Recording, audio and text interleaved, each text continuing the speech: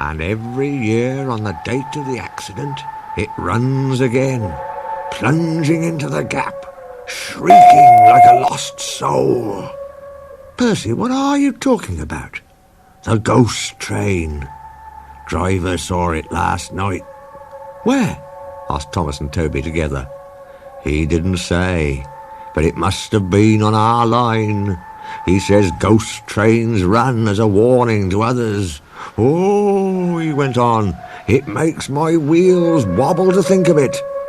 Pooh, said Thomas. You're just a silly little engine, Percy. I'm not scared. Thomas didn't believe in your ghost, said Percy next morning. His driver laughed. Neither do I.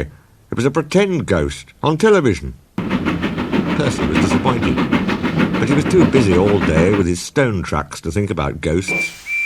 That evening he came back, light engine, from the harbour. He liked running at night. He coasted along without effort, the rails humming cheerfully under his wheels, and signal lights changing to green at his approach. He always knew just where he was, even in the dark. Crow's Farm Crossing, he chanted happily. We shan't be long now. Sam had forgotten that Mr. Crow wanted a load of lime taken to 40-acre field. When he remembered, it was nearly dark. He drove in a hurry, bumped over the crossing, and sank his cart's front wheels in mud at the field gate. The horse tried hard, but couldn't move it. The cart's tail still fouled the railway. Sam gave it up. He unharnessed the horse and rode back to the farm for help. There's still time, he told himself. The next train isn't due for an hour. But he'd reckoned without Percy. Percy broke the cart to smithereens, and lime flew everywhere. They found no one at the crossing, so went on to the nearest signal box. Hello, said the signalman. What have you done to Percy? He's white all over. Percy's driver explained. I'll see to it, said the signalman. But you'd better clean Percy, or people will think he's a ghost. Percy chuckled. Do let's pretend I'm a ghost and scare Thomas. That'll teach him to say I'm a silly little engine. On their way they met Toby, who promised to help. Thomas was being oiled up for his evening train when Toby hurried in saying, Percy's had an accident. Poor engine, said Thomas. Botheration. That means I'll be late. They've cleared the line for you, Toby went on. But there's something worse. Out with it, Toby, Thomas interrupted. I can't wait all evening. I've just seen something, said Toby in a shaky voice. It looked like Percy's ghost.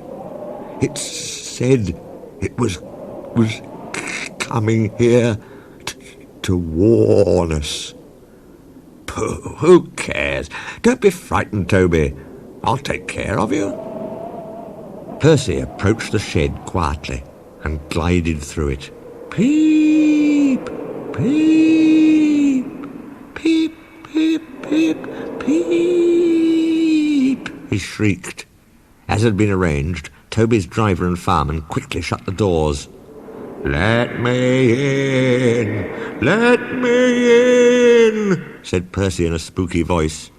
No, no, answered Toby, not by the smoke of my chimney, chim. I'll chaff and I'll puff and I'll break your door in, oh! Whoa, dear, exclaimed Thomas. It's getting late. I'd no idea.